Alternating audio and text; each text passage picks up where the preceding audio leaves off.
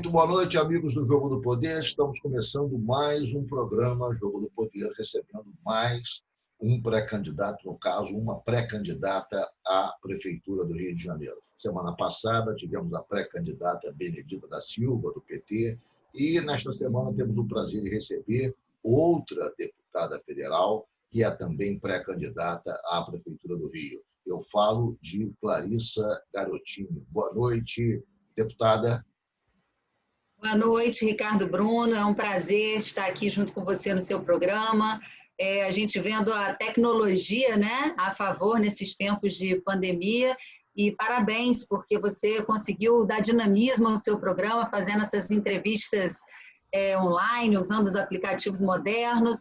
É um prazer falar com você e com seus telespectadores. Prazer é meu e receber em tempos de pandemia, realmente, a gente tentando manter o isolamento, mas, ao mesmo tempo, manter também a atividade de produção de informação, de notícia e de debate. Clarissa Garotinho, nessa semana tivemos uma definição de um campo das candidaturas à Prefeitura do Rio. O PSB, o PDT e a Rede se juntaram com os candidatos Marta Rocha e também com Bandeira de Mello, ali não se sabe exatamente quem será o cabeça de chapa, mas um grupo se juntou. Um outro grupo nós temos, que é o grupo que envolve PT, PSOL e PCdoB, que estão conversando. Devem também se aproximar, ou pelo menos vão tentar se aproximar.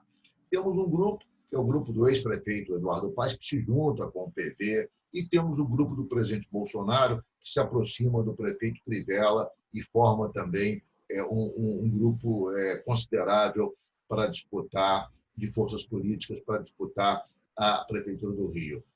A senhora é candidata pelo PROS. A senhora acha que há espaço para uma candidatura solteira como a da senhora? Eu acho que há espaço, sim, para uma candidatura da cidade do Rio de Janeiro. A gente está vendo que essa eleição vai ter candidato do Bolsonaro, vai ter candidato do Lula, vai ter candidato do Ciro, tem o candidato do Cabral e do Rodrigo Maia, que é o Eduardo Paes, tem candidato de todo mundo. Eu quero ser candidata da cidade do Rio de Janeiro. Eu não quero entrar nessa polarização, nessa nacionalização que querem fazer da política carioca. O cidadão carioca, ele está mais perto do prefeito. As políticas municipais são aquelas que mais atingem o cidadão. Eu não quero ser a política dos acordos políticos, eu quero ser prefeita, né? Se assim o povo desejar, se eu for consolidada nas convenções, para cuidar dos problemas e do dia a dia do povo carioca. A senhora acha que essa sua candidatura, obviamente que é uma candidatura que a senhora se colocou como candidata da cidade do Rio de Janeiro, mas na disputa eleitoral as forças políticas contam muito. Você tem as estruturas partidárias que entram em campo e podem fazer a diferença. O seu partido é um partido pequeno.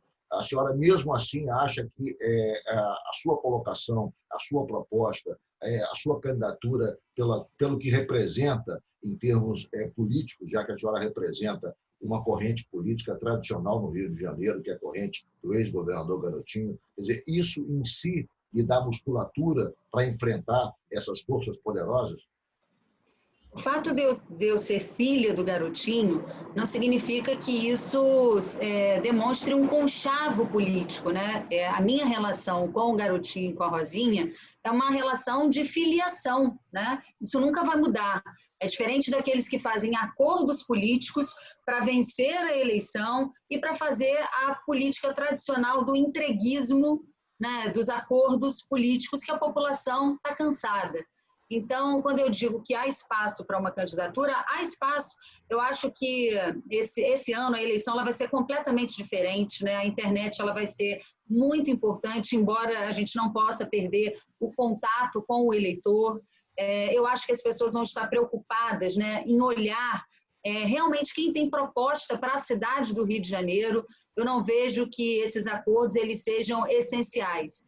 Estranho a retirada da candidatura do deputado Marcelo Freixo. Acho que todo mundo tem o direito de concorrer e também tem o direito de não concorrer. Agora, essa chamada unidade da esquerda que ele disse não ser capaz de constituir no primeiro turno, ela se daria naturalmente no segundo turno. Então, isso não seria motivo para que ele não concorresse. O que dá a entender é que a esquerda pode estar se dividindo justamente para beneficiar uma ida do Eduardo Paes para o segundo turno, por mais estranho que isso possa parecer, né? Mas a gente não pode esquecer das relações já antigas que o Eduardo Paes sempre teve com o PT, que inclusive foi vice do Eduardo Paes. Então, eu acho que tem espaço sim. Eu quero construir uma candidatura dialogando com a sociedade, mostrando que nós temos propostas que são viáveis e que só falta vontade política para que elas sejam executadas. Deputada, a senhora disse que a sua candidatura vai ser uma candidatura desvinculada dessa briga política que envolve os entes federativos, que envolve o município em relação ao governador, o governador em relação ao presidente, o grupo pró-Bolsonaro, anti-Bolsonaro, mas eu queria que a senhora se colocasse em relação a eles. O que a senhora acha, primeiro, do presidente Bolsonaro, do governador Witzel e do prefeito Crivella? Bom, o prefeito Crivella, eu vou ter que avaliá-lo, né, inevitavelmente, porque vou participar de uma disputa junto com ele. Gosto do Crivella como pessoa, acho ele uma excelente pessoa, de bom coração, um homem de fé, mas infelizmente foi ineficiente na gestão da cidade, né? A cidade, ele tem razão quando ele diz que ele pegou a cidade cheio de restos a pagar. Eu fui secretária, tenho conhecimento disso. Então, o Eduardo deixou uma bomba, o Eduardo Paes deixou uma bomba para explodir no colo do Crivella. Quando ele diz, eu fiz o BRT, o Crivella diz, você fez, mas quem pagou fui eu. Os dois têm razão, né? Porque, na verdade, o Eduardo fez muita obra na cidade do Rio, mas fez para pagar no crédito. Não foi ele que pagou. Quem está pagando essas obras todas até hoje é o Crivella. Então, de fato, ele pegou uma prefeitura com muitos problemas, mas isso não é justificativa para que ele não cumpra sequer o papel de síndico. Quando a gente vê as ruas mal iluminadas, as ruas esburacadas, a Conlurb, que sempre foi uma empresa de excelência, hoje quanta gente se queixando, né, do trabalho prestado pela Conlurb, porque houve uma politização muito grande dessa empresa de limpeza urbana. Então, quer dizer, um trabalho mínimo de síndico, de cuidar da cidade, de cuidar das pessoas, de estruturar uma rede de proteção social. O Crivella não foi capaz de fazer isso. Com relação ao Witzel, eu acho que ele cometeu o erro, primeiro, da maioria dos governadores do Rio, que foi se candidatar com a cabeça já de querer ser presidente da República. Isso criou dificuldades muito grandes para o Estado, inclusive porque o Estado precisa de um bom diálogo com o governo federal, até porque está debaixo de um regime de recuperação fiscal. Em relação ao governo Bolsonaro, é um governo polêmico. Quem elegeu o Bolsonaro já sabia que ele era uma pessoa polêmica, de posições fortes. Agora, o que a gente tem que avaliar nisso tudo, Ricardo, é como é que nós chegamos a essa situação.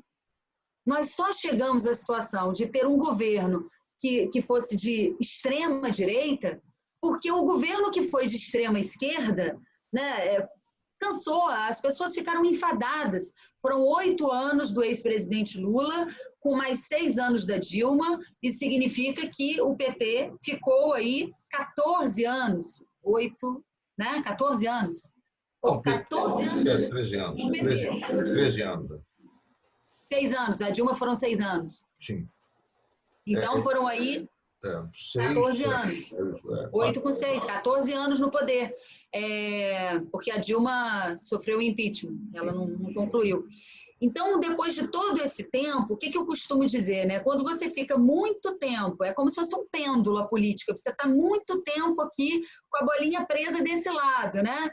E a política, de certa forma, foi estressando a população, as pessoas começaram a ver muitos atos de corrupção, as pessoas começaram a se indignar com a política, e quando, depois de 14 anos, essa bolinha ficou presa desse lado, o pêndulo soltou com toda a força para o outro lado.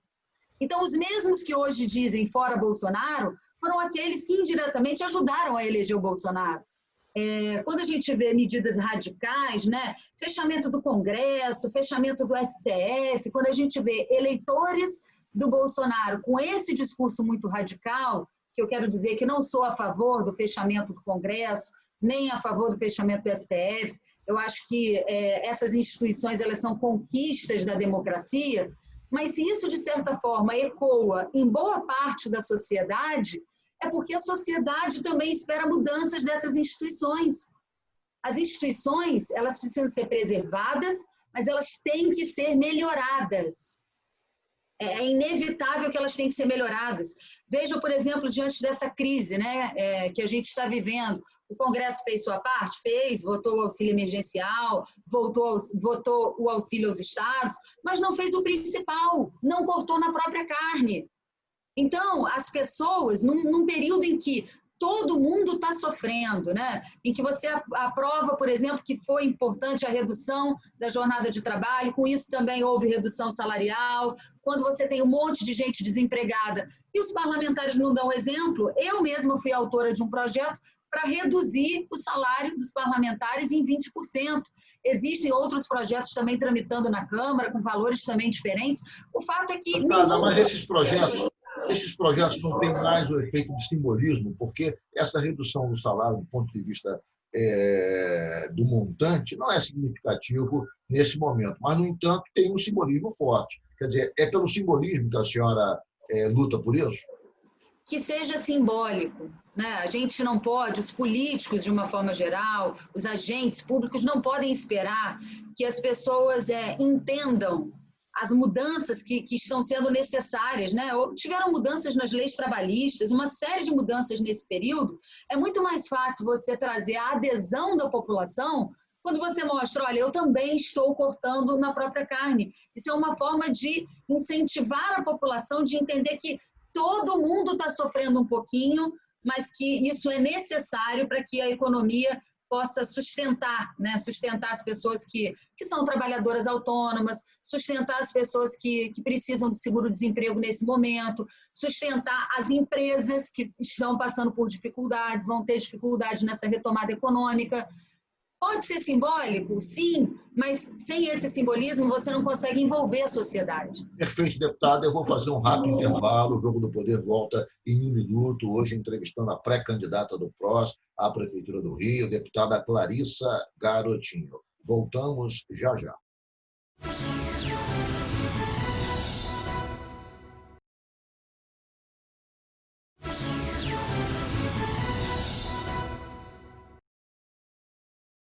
Nós voltamos com o Jogo do Poder, recebendo hoje a pré-candidata do PROS à Prefeitura do Rio, Clarissa Garotinho, deputada federal. Deputada, a senhora falou ainda há pouco que esse movimento antidemocrático tem um pouco a ver com o tipo de cobrança em relação às instituições, ao papel das instituições, que nem sempre correspondem aos anseios da sociedade. No caso, o Supremo Tribunal Federal e o próprio Congresso. Perfeito. Mas não há um exagero nesse tipo. Uma coisa é fazer cobrança. A outra coisa, como disse ontem o ministro Alexandre de Moraes, é agredir, é fazer declarações criminosas, como, por exemplo, uma advogada de Porto Alegre que defendia o estupro das filhas dos ministros do Supremo Tribunal Federal. Outras postagens falavam em relação a um tiro que alguém pudesse eventualmente dar no ministro do Supremo Tribunal Federal. Quer dizer, esse tipo de abordagem está muito longe de crítica. Crítica é aceitável, crítica é tolerável, crítica é bem-vinda, mas isso não é crítica, deputado. Essas pessoas que fazem esse tipo de colocação em relação às instituições estão, na verdade, praticando crimes. Sim, o que eu quis dizer é que há um estresse muito grande da sociedade com as instituições, com os privilégios, né? E um desejo de mudança tão profundo que às vezes chegam ao radicalismo e dizer é melhor acabar com essas instituições. Não é, porque sem as instituições prevalece o autoritarismo. E aqui eu não estou fazendo crítica a ninguém, porque existe ditadura de direita, existe ditadura de esquerda, existe autoritarismo de direita, existe autoritarismo de esquerda. O que eu estou dizendo é que a população está enfadada do nosso sistema político, está estressada com um sistema que deveria ser representativo, mas que, na verdade, representa muito pouco os interesses da população. E num momento de estresse, as pessoas buscam salvadores da pátria, as pessoas buscam formas de resolver o problema, às vezes buscando os extremos, né? E o que eu acho é isso, o Brasil está vivendo um período de extremos, e essa guerra ideológica ela está fazendo muito mal para o Brasil, porque está transformando o nosso país num verdadeiro palco de guerra. E não é isso que a gente quer, não é isso que as pessoas querem. As pessoas querem um país que funcione, uma cidade que funcione, E o programa de governo que a gente está construindo vai exatamente nessa linha, de tornar a cidade do Rio de Janeiro uma cidade mais fácil, uma cidade onde as pessoas consigam resolver os seus problemas. Sabe o que irrita o cidadão, Ricardo? O que irrita o cidadão é quando ele sabe que ele precisa ir a qualquer órgão público, ele já fica com dor de cabeça. Porque ele sabe que quando chegar lá, ele vai enfrentar burocracia, fila, estresse, demora para achar um processo. Os processos não são digitalizados. O tempo que se perde com isso, com a burocracia da máquina pública, é um absurdo. Então, nós queremos que o Rio seja mais fácil. Nós queremos digitalizar os processos, informatizar a gestão. Eu acho que essa pandemia ensinou muito sobre a questão do home office, do teletrabalho. Dá para instalar isso na rede pública. Tem muitos funcionários que desempenham funções que não precisam estar todos os dias dentro dos órgãos públicos. Elas podem, 1 ou 2 vezes por semana, fazer o trabalho de home office. Isso é fundamental até para desafogar o trânsito na cidade. Então, nós temos que pensar em fazer do Rio de Janeiro uma cidade inteligente, uma cidade moderna e, ao mesmo tempo, uma cidade mais justa e mais solidária. E precisamos, sobretudo, Ricardo, resgatar a confiança. Existe um sentimento de desconfiança em todas as esferas no Rio de Janeiro. E isso afugenta investidores. O que eu chamo de ambiente de desconfiança? Bom, você tem uma empresa que quer vir para cá e ela desconfia do governo. Né? Ela desconfia porque, às vezes, as taxas aqui são mais altas, além do problema da violência que a gente tem. Né? Você paga, às vezes, impostos mais caros. Você, além dos impostos mais caros, você tem a cultura do Rio de Janeiro, que a gente está vendo aí, viu até durante a pandemia, de cobrar por fora, de superfaturar. Então, o empresário, ele teme, né, que ele venha, já pague impostos caros e ainda tenha essas taxas extras por fora que ele tenha que pagar. O governo teme porque acha que a empresa vem e que ela quer sonegar. O cidadão teme, fica revoltado porque ele acha que ele paga imposto, mas ele não tem o retorno do imposto que ele paga. Ele paga imposto, mas ele tem que ter saúde privada, ele tem que contratar segurança privada, ele tem que ter escola privada, ele tem que pagar tudo de novo.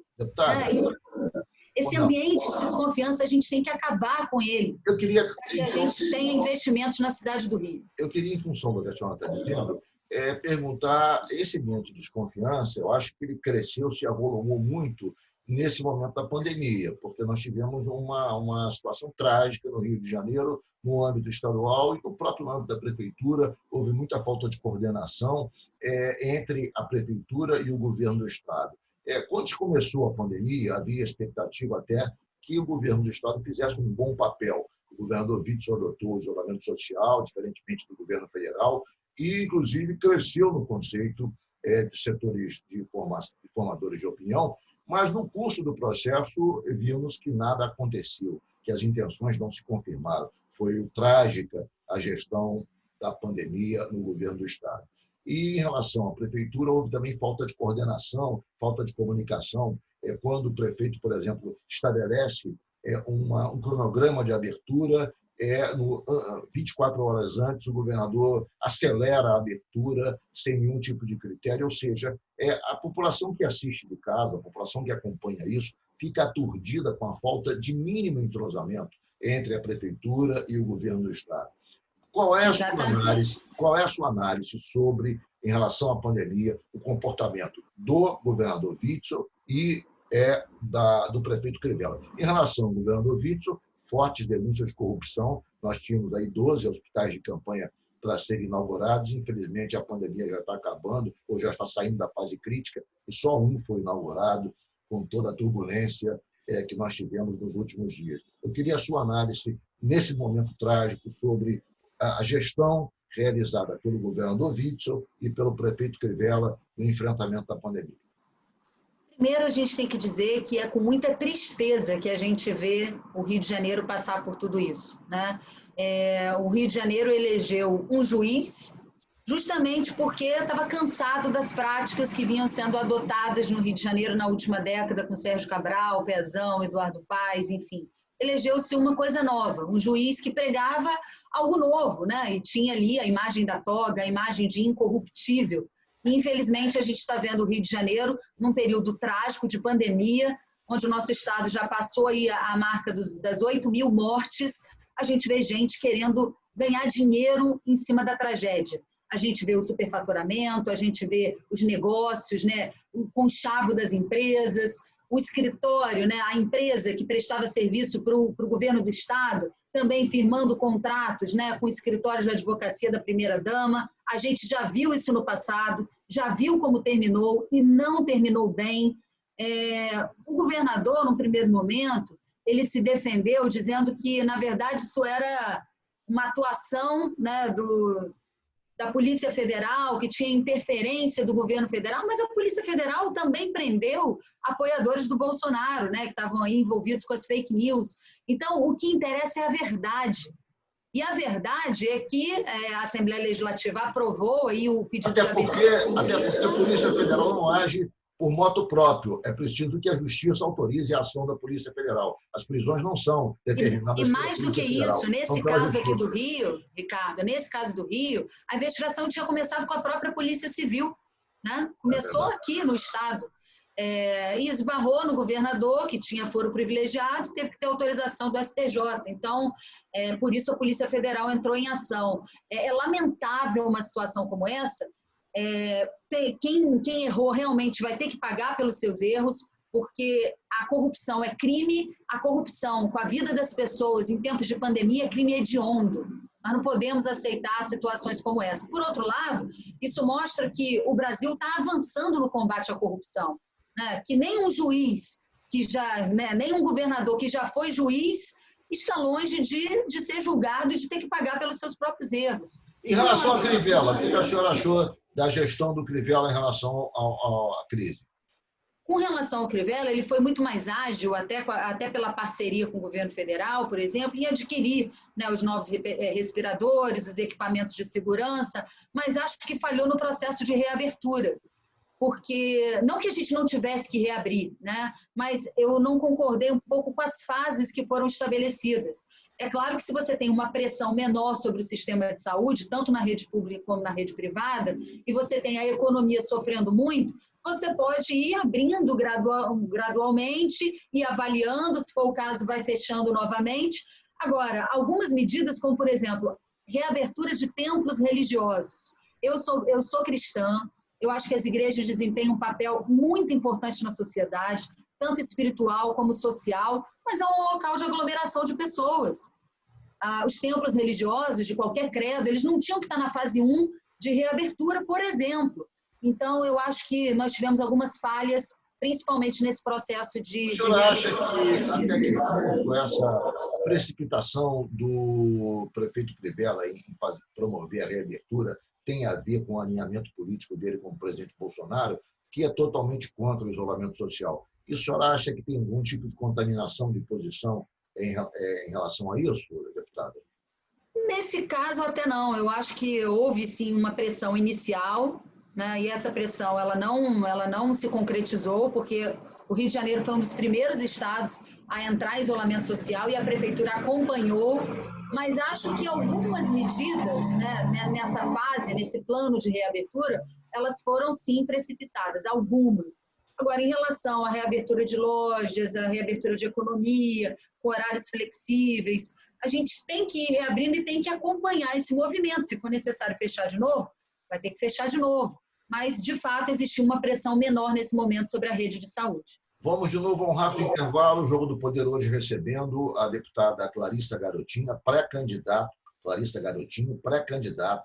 do PROS à Prefeitura do Rio de Janeiro. Voltamos em um minuto pela rede CNT de televisão com o Jogo do Poder.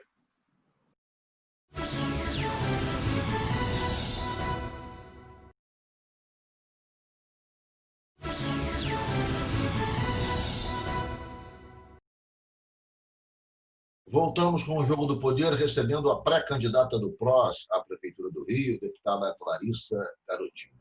Deputada, a administração do prefeito Marcelo Crivella tinha, pelo menos a partir do que ele anunciou na campanha, o compromisso de cuidar das pessoas.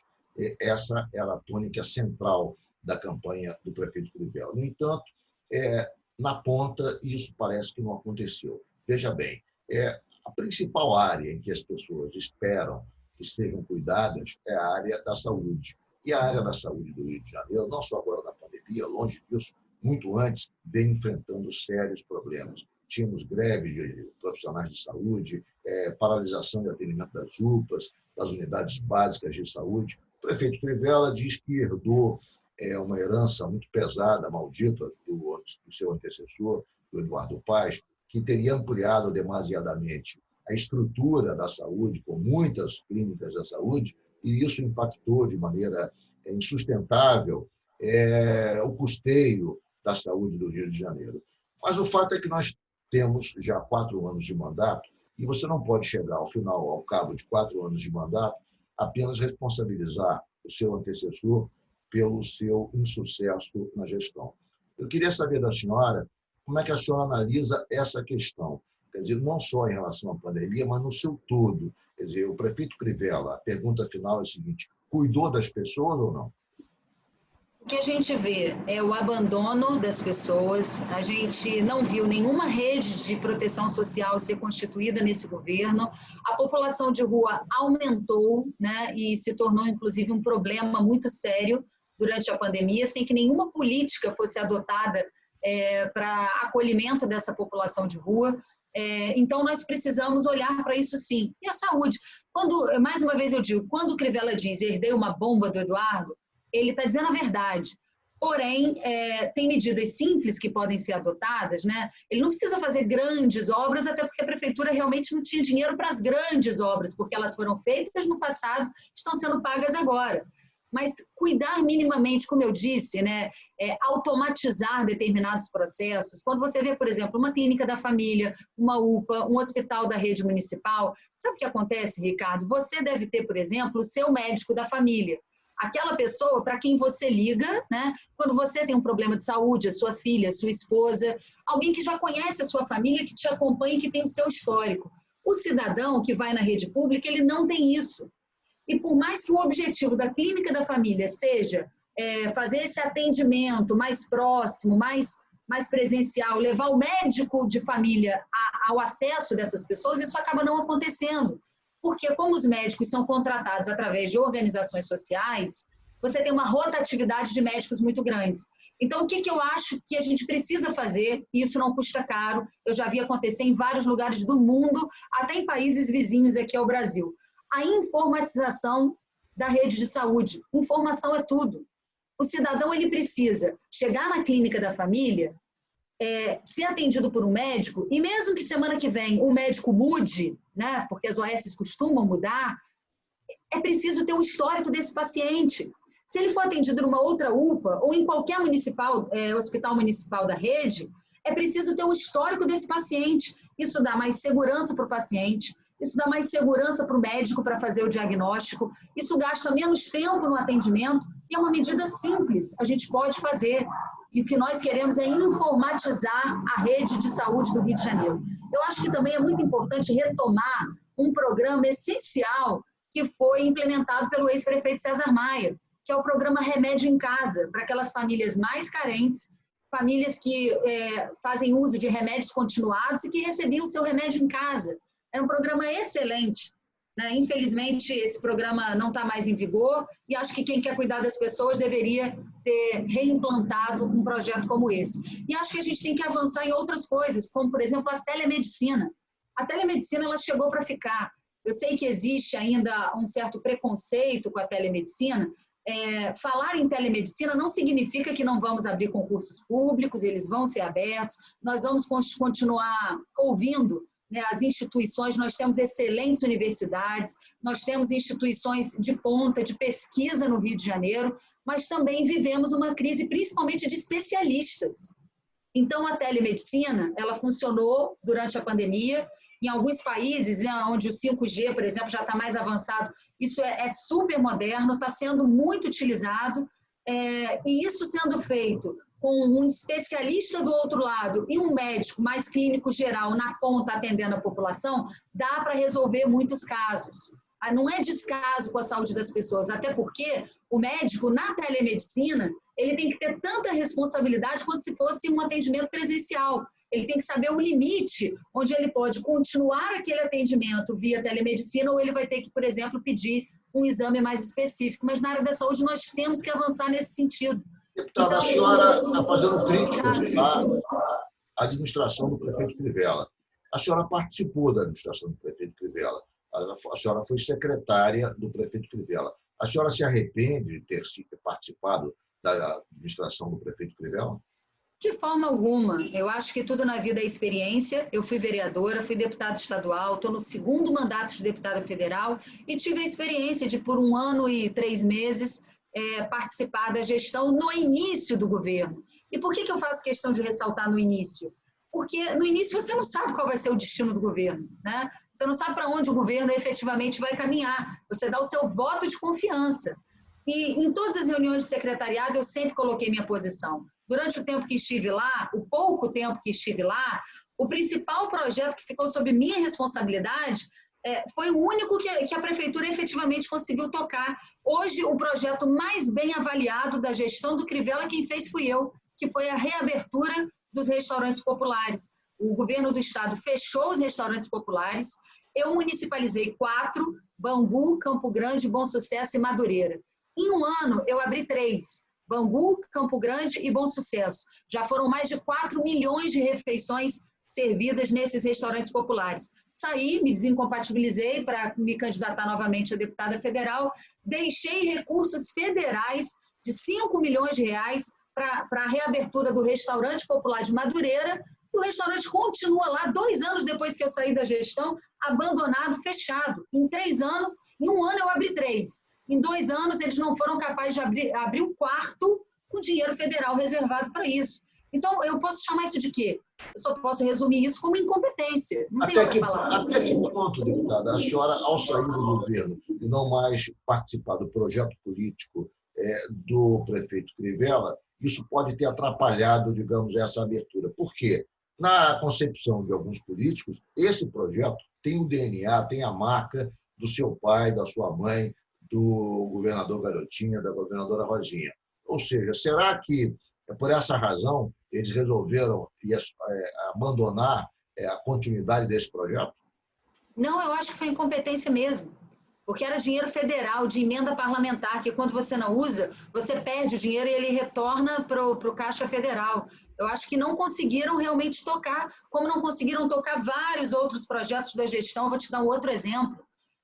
Quando eu estava lá, eu fui secretária de Desenvolvimento e Inovação, e eu cuidei de um projeto muito importante que nós desenvolvemos, chamado Porto 21.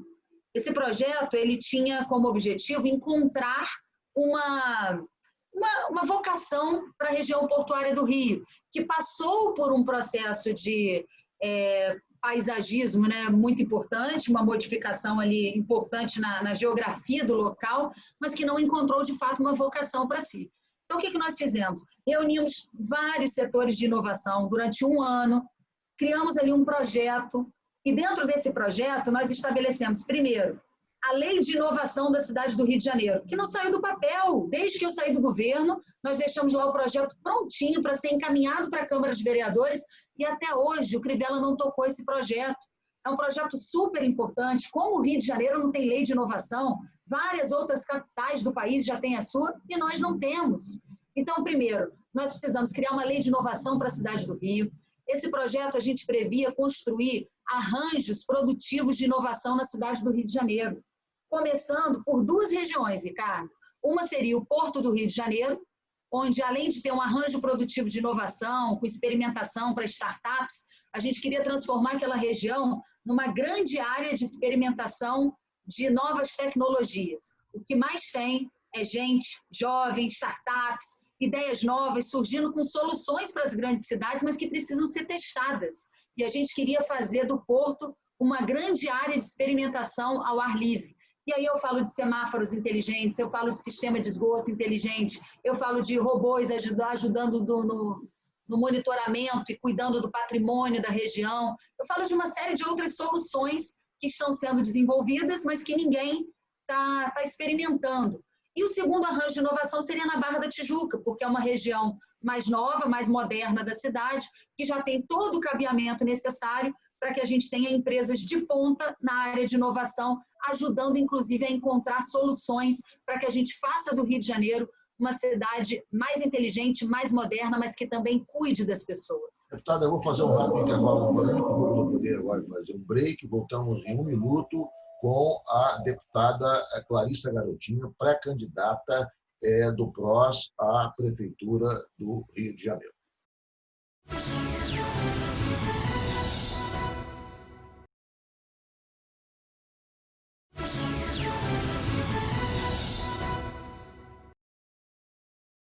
Nós voltamos com o Jogo do Poder, recebendo hoje a deputada Clarissa Garotinho, pré-candidata do PROS à Prefeitura do Rio de Janeiro. Deputada, a sua candidatura tem um simbolismo familiar muito grande. A senhora é Garotinho. Garotinho significa ex-governador Garotinho, ex-governadora Rosinha.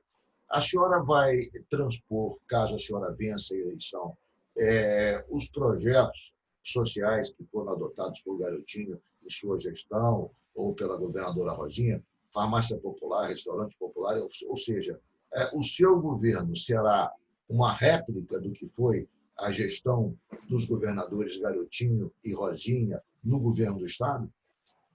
De forma nenhuma, porque os tempos são outros, as necessidades são outras e todos os projetos que puderem ser aproveitados, como eu aproveitei, fui eu que reabri os 3 restaurantes populares que estão abertos na cidade do Rio de Janeiro. Esse projeto eu aproveitei. Como disse aqui, o projeto do Remédio em Casa, do César Maia, era um projeto de alcance social enorme, assim como as Vilas Olímpicas. Então, nenhum governo pode ser réplica de nada. Mas tudo aquilo que tem de bom, independente de quem veio, precisa ser aproveitado. Que papel teria na sua gestão o ex-governador Garotinho? O papel que ele tem na minha vida, o papel de pai. Deputada, vamos falar um pouco mais da gestão atual em outros aspectos. Vamos falar, por exemplo, da situação do transporte.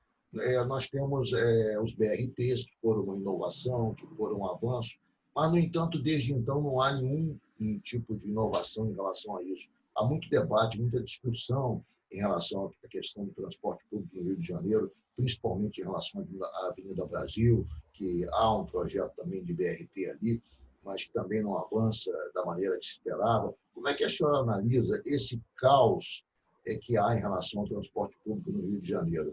Porque o BRT, quando foi inaugurado, houve sobre ele uma expectativa muito grande em relação a ele. Hoje a gente vê estações do BRT depredadas, o BRT superlotados, ou seja, há uma degradação daquilo que se esperava que fosse o início de uma mudança de paradigma no transporte público do Rio de Janeiro.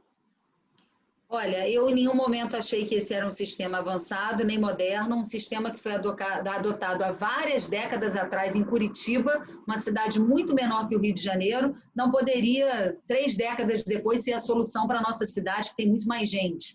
Então, desde que o BRT foi construído, eu disse, é uma solução que nasce morta, e o resultado está aí. O Eduardo Paes perdeu uma grande oportunidade de construir um sistema de transporte que fosse de alta velocidade. O BRT ele é um pouco mais veloz, porque ele foge do trânsito, mas ele não é um transporte de alta velocidade e muito menos de alta capacidade. Ele é um ônibus articulado. Ele foi prefeito no momento em que o Rio passou a sediar as Olimpíadas. O César Maia deixou todo o projeto pronto, o Eduardo Paes apenas apresentou a candidatura do Rio de Janeiro, que acabou sendo vitoriosa por vários motivos, entre eles, já está sendo destacado aí, pela imprensa, e o Sérgio Cabral está respondendo por isso, as Olimpíadas do Rio de Janeiro foram compradas.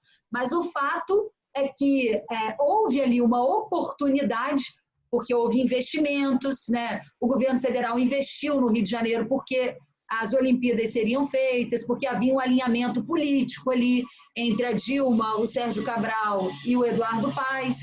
Por todos esses motivos, ele perdeu a capacidade, por exemplo, de fazer um metrô de superfície, de fazer um aeromóvel, de fazer coisas muito mais modernas para a cidade do Rio, ao invés de adotar solução de 3 décadas atrás em cidades muito menores que a nossa. O que a gente está vendo é isso. Se você anda no BRT fora do horário do rush, legal, bacana, é super legal, né? Se você vai à noite para o Rock in Rio, né, é uma solução, porque não é o horário do rush, mas para as pessoas que utilizam esse sistema de transporte para trabalhar todos os dias, a gente vê que o tempo que eles economizam dentro do BRT, eles perdem do lado de fora. As filas são enormes, as estações depredadas, as pessoas andam ali totalmente enlatadas, às vezes com dificuldade de fechar as portas. É óbvio que agora você não pode ali arrancar. Mas vamos lembrar, gente, que quando o BRT foi inaugurado, a obra foi tão mal feita que em menos de 6 meses já tiveram que trocar todo o asfalto do BRT. O BRT, por exemplo, de Santa Cruz, na zona oeste do Rio, foi feito de forma tão mal planejada que ele dividiu o centro de Santa Cruz ao meio, ele dividiu o comércio. O comércio de Santa Cruz, que basicamente ali é uma rua, tem um shopping de um lado e as lojas, o restante das lojas do outro, o BRT passa no meio, dividiu o comércio. Fez o mesmo efeito que as linhas de trem fizeram no passado, dividindo cidades ao meio. Então, quer dizer, foi totalmente mal planejado. Aliás, planejamento, ele precisa ser bom para toda a cidade. Você não pode fazer uma ciclovia bonita na zona sul do Rio e na zona oeste do Rio, você vê, por exemplo, em Santa Cruz, como eu vi, poste de luz no meio da ciclovia, onde os ciclistas têm que desviar do poste de luz. Feito por quem? Feito na gestão do Eduardo Paes. Ou fazer também como o Eduardo Paes fazia, de pegar parente dos seus secretários para fazer obra de qualquer forma, como foi o caso da ciclovia, da Niemeyer, que depois despencou. Vários especialistas disseram que a ciclovia não podia ser construída daquela forma. Foi feita com uma empresa, parente de um secretário do Eduardo Paes, e a gente viu depois o que aconteceu com a ciclovia. Quando o Eduardo, eu assisti ele no seu programa, Ricardo, ele disse, não, o VLT do centro da cidade não custou dinheiro público, nós não gastamos dinheiro com aquilo, não gastou dinheiro para construir, mas está gastando uma fortuna para manutenção, porque o Eduardo Paes assinou um contrato que diz o seguinte, olha, o número de passageiros que tem que andar é X. A cada passageiro que não anda no VLT, a prefeitura tem que pagar por quem não andou. Nós já gastamos milhões, porque eles superestimaram o número de pessoas que andariam naquele VLT, andou um número muito menor e a gente paga por quem não anda. Então, um modelo de contrato terrível para a cidade do Rio de Janeiro. Deputada, a senhora tem um perfil eleitoral de centro e popular. Muito bem, esse perfil eleitoral, que também tem a participação de setores evangélicos, dada a ligação, inclusive, do seu pai, da sua mãe, com o setor evangélico, é parecido, é próximo do perfil eleitoral do prefeito Crivella. Em resumo, a senhora crescendo tira voto do prefeito Crivella. O seu eleitorado é próximo do eleitorado do prefeito Crivella. Muito bem. O prefeito Crivella estava com dificuldades de entrega, com dificuldades de um debate sobre a administração, porque a sua administração teve problemas, teve uma entrega muito aquém da expectativa da população, eu acredito que a própria expectativa dele, ele não conseguiu avançar do ponto de vista administrativo. No entanto, agora, ele obtém um reforço da família de Bolsonaro, ele vai ter o apoio dos filhos do Bolsonaro, vai ter, talvez como vice, a própria ex-esposa do presidente Bolsonaro. Quer dizer, isso faz com que ele possa crescer, pelo menos há uma expectativa politicamente. A senhora acredita que haja espaço ainda, já que o seu eleitor é próximo do eleitor dele, para a senhora crescer a despeito desse apoio que ele está tendo agora da família Bolsonaro, que pode dar a ele um impulso maior na campanha, exatamente, nesse momento inicial da campanha? Bom, eu discordo um pouco. Eu acho que tem uma parcela do meu eleitor que se comunica com o eleitor do Crivella, mas tem uma parcela também que não se comunica com o eleitor dele. Eu acho que eu posso entrar em outros eleitores que não são também os eleitores do Crivella e que se identificam com as nossas propostas. Mas o mais importante numa eleição não é o resultado final. Hoje ninguém pode dizer quem vai ganhar e quem vai perder. Primeiro porque a gente já viu, pesquisa erra toda hora. Na última eleição, o candidato que tinha 1% e que todo mundo ria dele acabou ganhando a eleição. Então, não existe fórmula mágica. O eleitor ele vai observando os candidatos, vai observando a postura das pessoas, vai observando as propostas que tem para a cidade. E eu acho que o Rio de Janeiro merece muito mais do que essa polarização entre o Crivella, que é a gestão do presente, que é uma gestão ineficiente e que não deu certo, e a gestão do Eduardo Paes, né, que foi uma gestão que endividou a cidade, que representa o que tem de mais atrasado, representa o grupo do Cabral, né, que destruiu o Rio de Janeiro, que foi a maior roubalheira da história da República. Né? Recentemente, ele quis descolar a imagem dele do Cabral, e o próprio filho do governador Sérgio Cabral apareceu num vídeo que está circulando direto aí pela internet, dizendo: não seja ingrato, Eduardo, fizemos tudo por você. Eduardo, você frequentou nossa casa em Mangaratiba. Eduardo, você deu mais de 40 jantares para o meu pai, você fez a festa de 50 anos dele. Inclusive, eu estou movendo uma ação... Pois é, a senhora está entrando com uma ação em relação a isso. Exatamente. A senhora está entrando com uma ação... Dinheiro público bancando festa de aniversário. Eduardo Paes usou dinheiro público para bancar festa de aniversário de 50 anos do Sérgio Cabral, dito pelo filho do próprio Sérgio Cabral. Nós queremos a devolução desse dinheiro aos cofres públicos.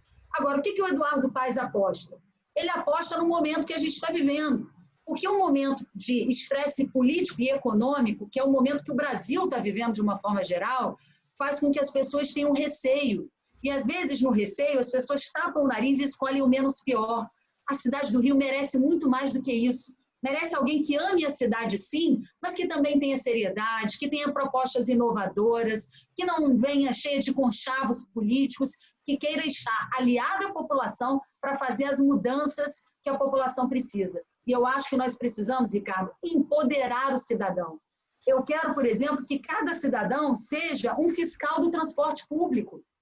Por que eu tenho que ter um fiscal para cada 80 ônibus na cidade do Rio de Janeiro, se hoje praticamente todo mundo tem um telefone na mão e ele pode informar ali a prefeitura se o ônibus está chegando na hora certa, se aquela linha está adequada, se o ônibus está precário ou não, se está em boas condições ou não. Nós queremos empoderar o cidadão.